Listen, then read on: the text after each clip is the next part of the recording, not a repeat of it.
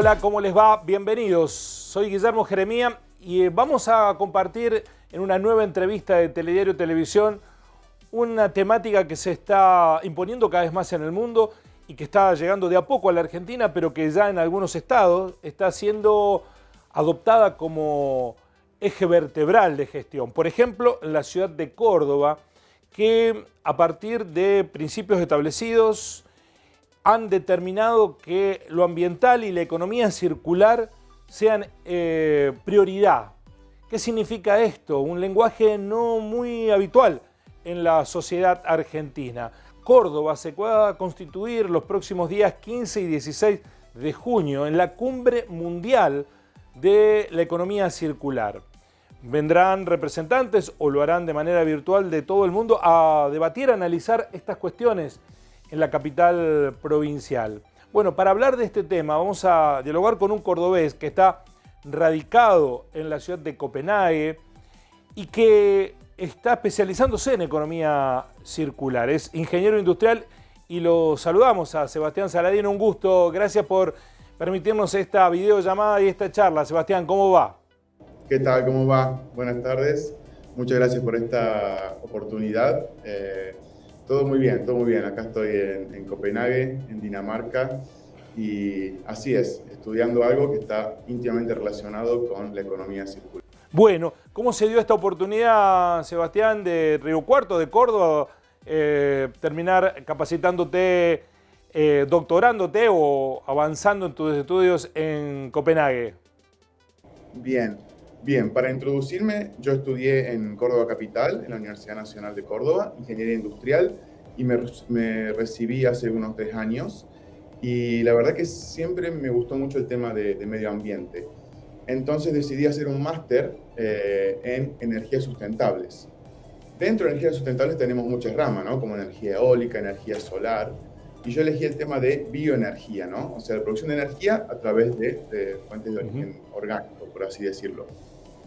Entonces me vine para acá, para Dinamarca, el año pasado. Comencé a trabajar un poco y este año, en febrero, empezó el cursado de este máster que va a durar 2 años. Bueno, ¿y cómo conectás tu especialidad con lo ambiental y con la economía circular? Buena pregunta. El tema de ingeniería creo que está íntimamente relacionado con el tema de medio ambiente, o al menos debería estarlo. Y cada vez se está poniendo más en práctica y más en moda también de alguna forma todo el tema de medio ambiente, el tema que se le tiene que dar la importancia de la energía y reciclado. Y de hecho, mi tesis me orienté por eso y orienté mi tesis al reciclado de materia orgánica. Trabajaba en una fábrica en esa época y hice un proyecto para poder reciclar todos los residuos orgánicos del comedor y poder transformarlos en compost, ¿no? Para producir compostaje. ¿Esto es lo que se viene de avanzada en el mundo? ¿Es lo que hoy se está proyectando como fuentes sustentables energéticas venideras? Sí, yo diría que sí, principalmente en la Unión Europea, donde se están poniendo muchas campañas, muchas leyes, muchas reuniones, y se está poniendo como prioridad en muchos temas y también haciendo acuerdos, ¿no? Como el famoso Acuerdo de París y muchos de estos acuerdos para poder reducir las emisiones de gases de efecto invernadero, reducir la cantidad de residuos. Entonces, si querés, mira, te puedo presentar algo para entrar un poquito más en detalle. Sí, por supuesto, porque antes que vayas al punto, seguramente cuando contás de tu experiencia que estás viviendo en Dinamarca, en Copenhague, y haciendo una especialización en esta temática de economía circular, te deben primero preguntar por Dinamarca y después te deben decir, ¿y eso qué es la economía circular? Debes tener, por supuesto, más interrogantes por lo primero que por lo segundo, pero por lo infrecuente que es un concepto no muy difundido en nuestro país. Es verdad, es verdad. Creo que en Europa está más avanzado, más definido, y sobre todo en los países nórdicos, ¿no? Estos países escandinavos, ya lo sabía de antemano que están muy desarrollados en el tema de medio ambiente, en el tema de reciclado, en el tema de emisiones de gases como dióxido de carbono. Entonces, sabiendo ya que están muy desarrollados en el tema de medio ambiente, que se los llama países verdes, ¿no? Y con estas leyes que tienen, fue también lo que me llamó la atención y lo que me gustó, y además de los programas que tienen las universidades que tratan estos temas. Entonces fue como un determinante para elegir este país. Bueno, ¿y cómo se explica? ¿Qué es la economía circular? Nos ofrecías visualizarlo, apelando a las herramientas que hoy nos da la tecnología. Tengo una pequeña presentación que podría ser de ayuda. Sí, claro. ¿Pueden verla bien? Sí, perfecto, muy bien, muy bien. Ok, bien. Entonces, el tema de economía circular está relacionado íntimamente con la bioeconomía, ¿no? Concepto que también lo he visto en alguna de estas materias, que es aquella que comprende las partes de la economía que usan recursos biológicos renovables. Por eso hablamos de energías renovables, como la eólica, solar, ¿no es cierto? Siempre para producir alimentos, materiales, energía. ¿Y cuál es la diferencia o cómo viene acá la energía circular? Que se la define, o sea, como un nuevo modelo, podemos decir, de producción y consumo, que sobre todo implica el compartir, alquilar, reutilizar, reparar, renovar, reciclar, ¿no? Los materiales, que la diferencia por ahí con la economía clásica o lineal es que se basa más bien en el uso y desecho, ¿no? Entonces acá entramos en este nuevo concepto de poder reutilizar mucho más los materiales, los productos, que sean, por ejemplo, más fáciles de reparar. Entonces extendemos la vida útil, básicamente, de los materiales, de los productos, y como consecuencia la contaminación es mucho menor. Entonces, para entrar en detalle más bien cómo lo analiza, cómo lo ve y cómo lo trata la Unión Europea, que ha fijado en el tema de la bioeconomía estos tres objetivos, ¿no? Que es garantizar la seguridad alimenticia, luego utilizar más los bioproductos para no dejar de utilizar los productos de fuentes fósiles que sabemos que no son renovables, y por otro lado una mayor eficiencia, o sea que lo que no hemos utilizado todavía lo utilizamos de una manera más eficiente, ¿no? Sobre todo en esto de los fuentes fósiles. Entonces aumentar un poco la eficiencia. ¿De qué trata un poco la economía circular dentro de este contexto de la Unión Europea? Bueno, básicamente se trata de reducir los residuos al mínimo, ¿no? O sea, cuando llega el final de la vida útil de un producto, es tratar de que estos materiales permanezcan dentro de la economía el mayor tiempo posible, ¿no? Entonces, como decir, pueden ser utilizados una y otra vez y, como decía antes, alarga la vida útil del producto. Como decía antes, esto contrasta con el modelo lineal tradicional de economía, que es de usar y tirar, y también está íntimamente relacionado con la famosa obsolescencia programada, ¿no?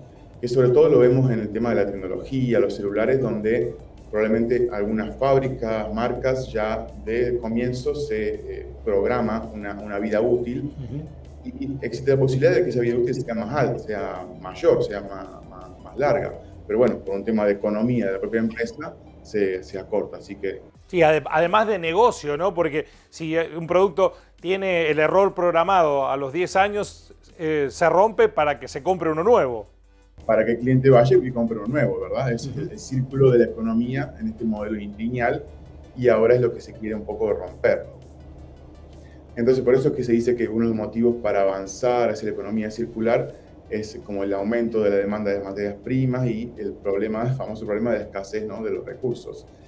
Entonces, lo que trata es que muchos de estos materiales, ahora que antes se los trataba como residuo, pasen a ser un recurso, ¿no? Porque si se recicla ese plástico, ese residuo orgánico, lo que fuere, ahora tenemos mayor cantidad de materias primas sin utilizar los productos vírgenes, por decirlo de alguna manera, ¿verdad? ¿Y hay resistencia de las empresas a entrar en esta lógica de la economía circular, siendo que para ellos el negocio es tirar y que compren uno nuevo? Y podemos decir que por algunas sí, quizás las empresas tradicionales, antiguas, probablemente sí, cuesta más adaptarse, pero ahora quiero mostrarle algunos ejemplos de por ahí empresas nuevas, modernas, que están surgiendo, que están incorporando este concepto de economía circular y han encontrado la forma de que son rentables y además cuidan el medio ambiente. Así que también se ve una buena posibilidad, con mucha potabilidad para empresas del futuro. Bueno, veamos esos ejemplos, porque la idea que uno tiene también que se necesita mucha inversión o que se necesita tener renta excedente como para ir hacia ese modelo. Exacto, ¿verdad? Mira, para ir al grano, acá te voy a mostrar, se le llama categorías, ¿no?, de políticas instrumentales en la teoría para aplicar esta economía circular. Una de esas categorías se le llama aproximaciones basadas en el mercado, donde encontramos los famosos cargos, impuestos, subsidios ambientales que pueda dar el gobierno, permisos para contaminar, por decirlo entre comillas, que son comercializables entre las empresas, o sea que depende de cuánto consuman, cuánto contaminan, pueden comprar y vender entre ellas. Y que se llama sistema de depósito de devolución, que está muy desarrollado en Europa ya hace varios años, que existe esta máquina en los supermercados que recibe los envases que compramos y nos dan dinero por ello. Porque nosotros al comprar un producto, una bebida básicamente, pagamos el precio de la bebida como de gaseosa y un pequeño precio por el envase, ¿no? Algunos centavos se paga por el envase, pero esos centavos son devueltos al consumidor cuando va al supermercado y en una de estas máquinas entrega los envases. Entonces es como que le han dado valor, que era el residuo antes, ¿verdad? Ahora un envase como el que tengo acá de plástico, se indica a través de un logo que dice PAN, que quiere decir que se puede devolver. Entonces ya se le da un valor económico a este envase, que antes era un residuo, y ya no se ven tantos residuos en la calle tirados, porque incluso hay gente que se dedica como recicladores urbanos a buscarlos, a recolectarlos, porque encuentran esta forma de ingreso, ¿no? Sebastián, ¿y quién pone esas máquinas? ¿Los propios supermercados? ¿Las productoras de bebidas? ¿Quién instala la máquina? Los propios supermercados. Cada supermercado tiene la obligación de tener al menos una de estas máquinas que recibe los envases. ¿Están obligados a hacerlo? Están obligados a hacerlo, tal cual, así es. Entonces, esta máquina emite un ticket, por ejemplo, por 10 euros, y luego eso podemos ir y utilizarlo para comprar en su mercado o podemos pedirlo en efectivo también. Pero siempre se devuelve al consumidor. ¿Y se pueden ahí cambiar las botellas que compras en ese supermercado o colectarlas de otro lado e ir a cambiarlas ahí? De otro lado, indistinto. Indistinto.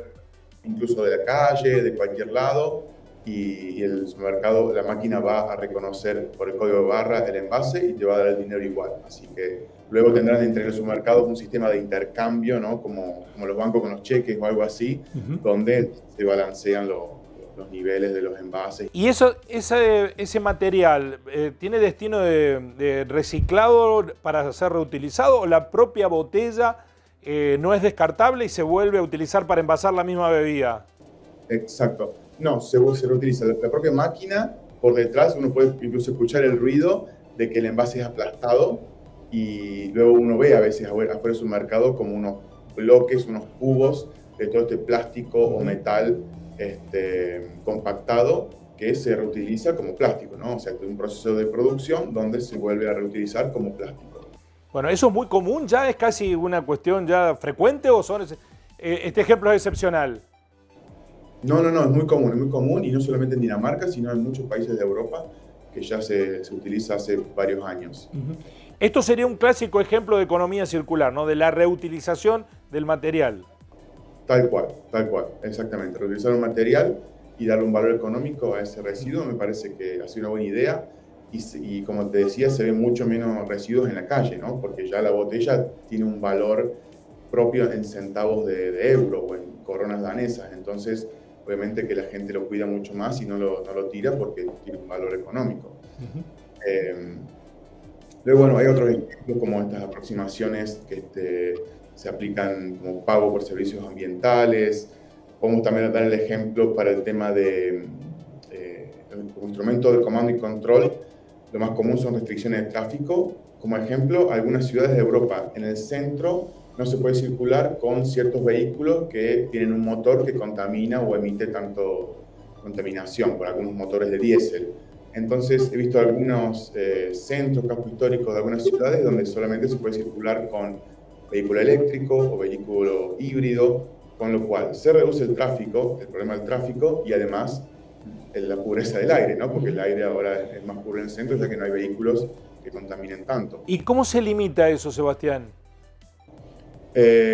Aquí en Copenhague, por ejemplo, no lo he aplicado todavía, pero he visto en Italia donde se determina un área, generalmente en el centro, donde ya se ponen carteles, se avisa que ahí no es posible circular con motores, por ejemplo, tales motores V8, motores diésel, de cada ciudad lo determina, y hay multas por eso. O sea que si uno tiene un vehículo motorizado que contamina más de lo que está permitido y circula por el centro, vendrá como un zorro, podemos decir, un policía de tránsito, y puede emitir una multa por eso. Entonces no hay manera de controlarlo. ¿Qué otros ejemplos se pueden citar? Mira, este ejemplo es muy bueno. Acá vemos instrumentos de comportamiento, le suelen llamar como ayudita, que es informar al consumidor acerca de las emisiones de contaminación que se producen por ese producto. Esta empresa se llama Oatly, que hace leche de avena.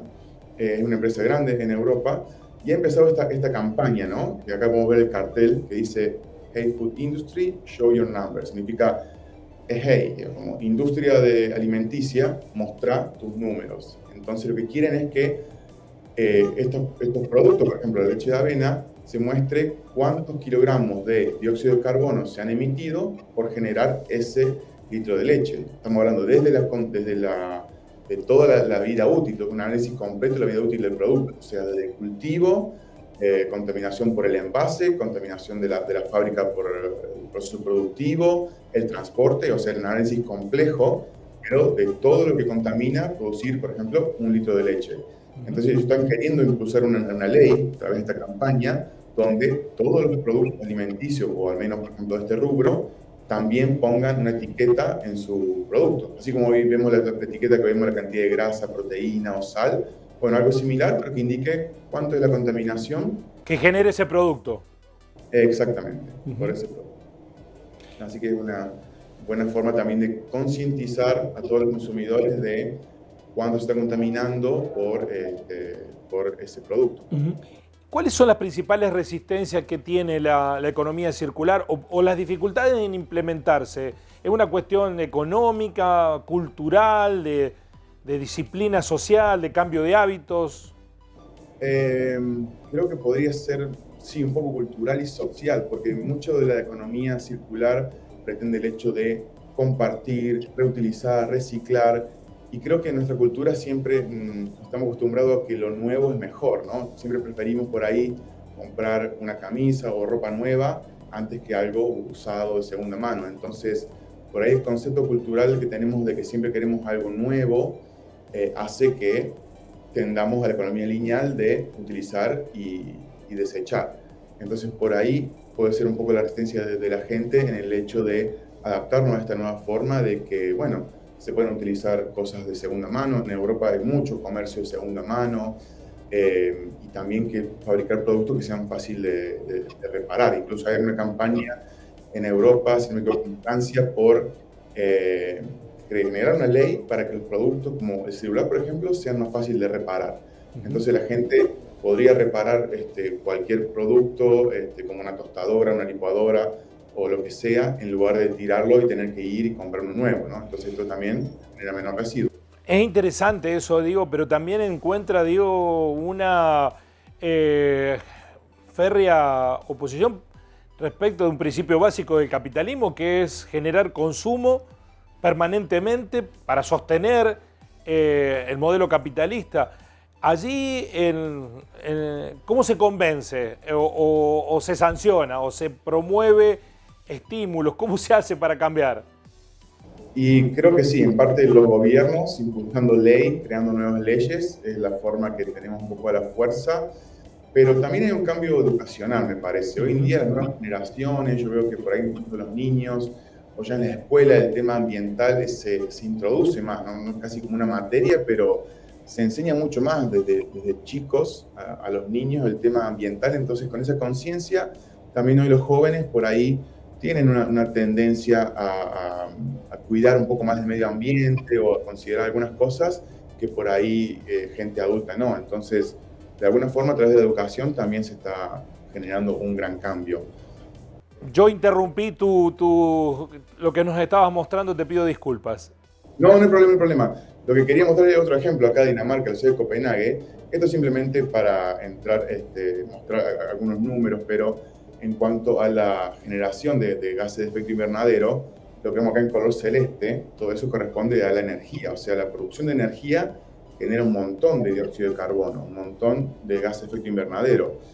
Y lo que ha hecho acá la ciudad de Copenhague en el año 2019 es crear un edificio que es una planta recicladora, un incinerador para ser más exacto, con un diseño arquitectónico muy moderno, muy llamativo, donde en el techo mismo es una pista de esquí. Acá, como pueden ver en la foto, se llama Copenhill, es un incinerador, ¿no?, que recibe 250 a 350 camiones de basura por día y los incinera. Así genera electricidad como para 30.000 casas y calefacción también para 70.000 casas.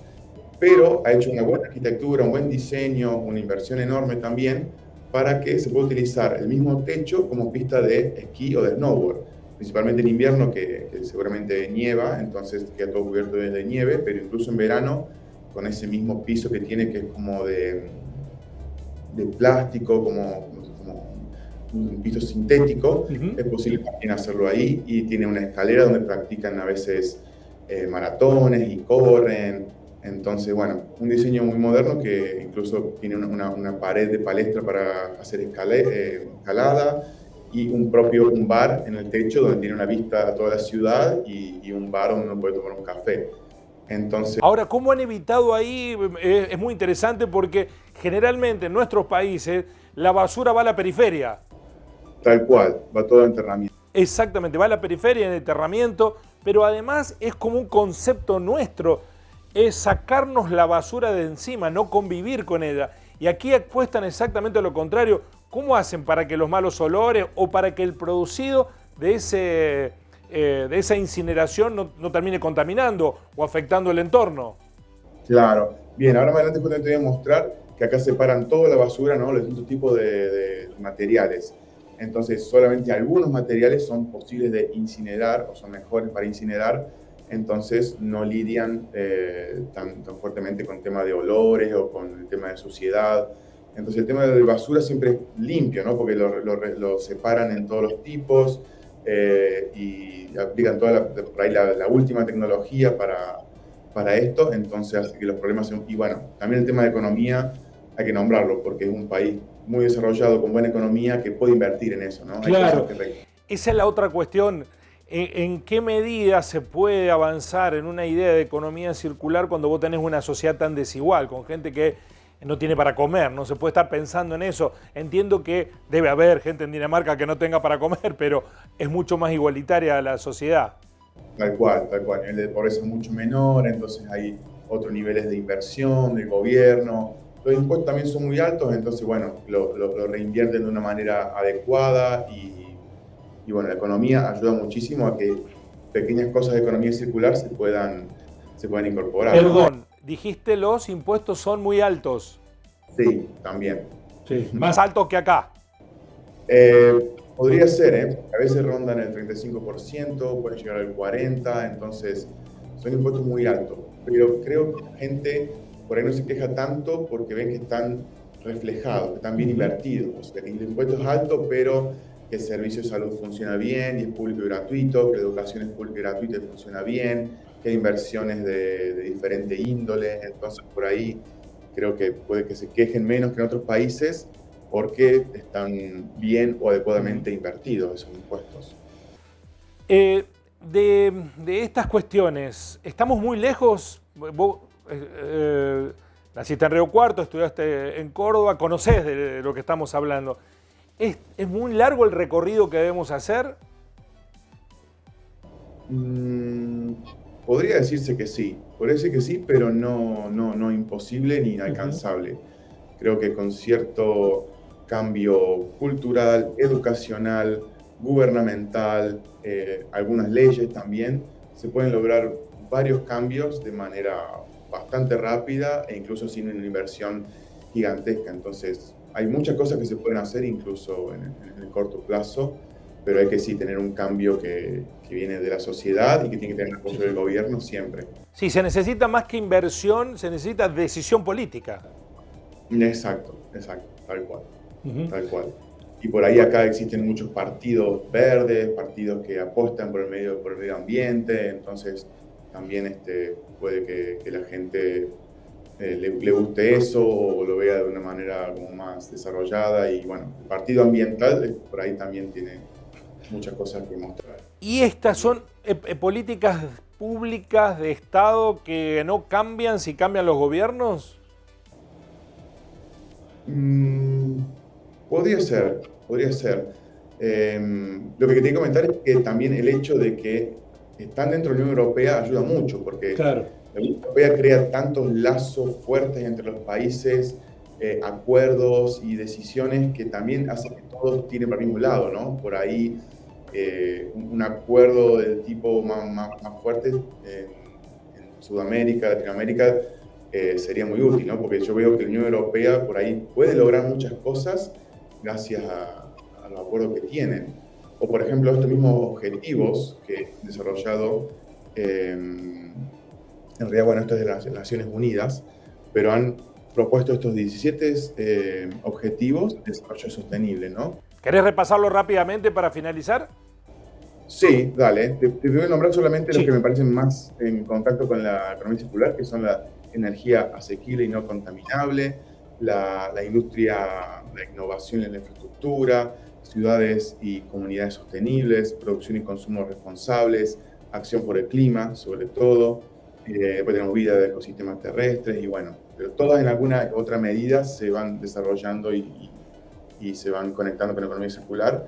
Y para terminar te muestro esto, ¿no? Que fíjate los diferentes tipos de residuos que separan en Dinamarca, con lo cual después reciclar es mucho más fácil, ¿no? Porque directamente el material va a una planta específica de reciclado o a un lugar donde tienen una reutilización y bueno, ya la pirámide nos muestra acá cómo es lo preferible, ¿no? Que es reducir, lo segundo preferible sería reusar, luego reciclar, recuperar y lo último sería que vaya a enterramiento.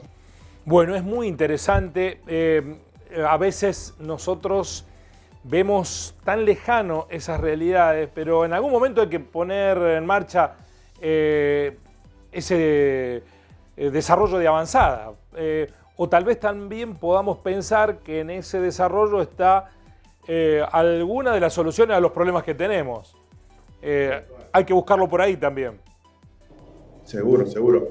Hay empresas que han encontrado por ahí la forma, ¿no? De encontrar la rentabilidad y aplicando esto, porque acá hay algunas empresas como esta de bicicletas que lo que hace no es vender bicicletas, sino alquilarlas.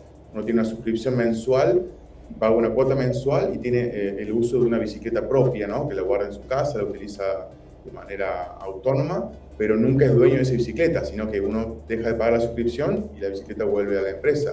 Ellos ofrecen mantenimiento y reparación gratuito, entonces tienen esto, forma de encontrar que el cliente quede satisfecho, o aplicaciones, ¿no? Para alquilar una bicicleta por hora o por día, o los autos que también hoy en día están utilizando acá son de manera compartida, entonces no hace falta por ahí tener un auto propio, porque existen aplicaciones donde uno encuentra un auto estacionado, con la aplicación lo abre, lo maneja, tiene un precio por minuto, lo estaciona donde está permitido y listo. Luego otra persona viene y lo usa. Entonces, muchas personas están utilizando el mismo auto y son eléctricos, entonces también reduce la contaminación de dióxido de carbono, de los contaminantes. Y te cierro con este ejemplo, me parece muy bueno, todavía no lo he hecho, pero estoy a punto de hacerlo, que en la ciudad de Copenhague se puede andar en kayak durante 2 horas de manera gratuita, con la condición que uno junte residuos del agua, ¿no? Puede ir recolectando bolsas de plástico, cualquier residuo del agua, y de esa manera no tiene que pagar por alquilar el. Bueno, la verdad que no piensa uno más que en entusiasmarse con estas ideas, Sebastián, y que ojalá que puedan al menos comenzar a implementarse, no todas juntas, por supuesto, se necesita ir de a poco, generando conciencia. Seguramente esa conciencia estará depositada en las nuevas generaciones y en gente como vos que se está capacitando, que ojalá algún día, y si tenés ganas, ¿no?, te vuelvas al país a brindarnos toda esa experiencia que estás acumulando en Dinamarca. Muchísimas gracias. Bien, por nada, gracias a ustedes, un placer. Hasta la próxima, Sebastián. Bueno, un joven ingeniero cordobés, residente en Copenhague, capacitándose en economía circular. Será Córdoba la cumbre mundial, 15 y 16 de este mes, de la economía circular. ¿De qué se trata? Bueno, de un futuro al que inexorablemente tenemos que ir. pese a los problemas que nos acucian en el día a día. Nos encontramos en una próxima entrevista de Telediario Televisión. Gracias por estar ahí. Así son las cosas. Chao.